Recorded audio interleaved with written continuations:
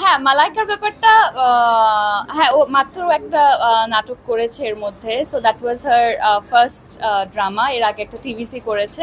তো ও অনেক ছোট, মাত্র শুরু করছে এবং ও আসলে টু বি ভেরি অনেস্ট, আমার ওকে দেখে মনে হয় আমি যেই সময়টাতে কিছু করতে পারতাম না, বলতে পারতাম না, অনেক চুপচাপ ছিলাম, ও এখন ওই ফেজের মধ্যে দিয়ে যাচ্ছে।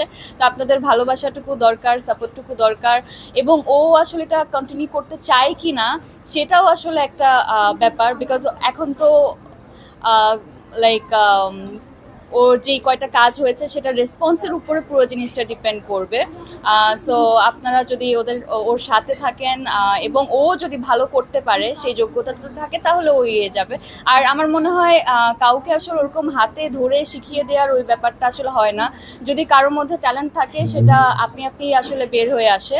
আর প্রচুর সময় দিতে হয়, কারণ আজকে থেকে 10 বছর আগে যদি আমরা তাকিয়ে দেখি, আমিও আসলে কিছুই পারতাম না তখন। আমারও আসলে একটা সময় লেগেছে শিখতে। আমার মনে হয় ফারিনের ব্যাপারেও তাই। কাজ করতে করতেই আসলে সবাই শেখে। তো ওই সময়টুকু আসলে দিতে হবে। আগে থেকেই অনেক বেশি জাজমেন্টাল হয়ে বসে থাকা উচিত না, যে মানে আসছে এখনই সবকিছু পেরে যাবে। তো আমার মনে হয় সময়টুকু দরকার সবার। যদি তাসনিয়া ফারিন এন্ড মেহজাবিন চৌধুরী অনুমতি দেয়, তাহলে আমরা এখানে সেশনটা ক্লোজ করতে চাই। এন্ড সেই সাথে আরেকটি বিষয়, আপনারা একটু স্থির থাকবেন।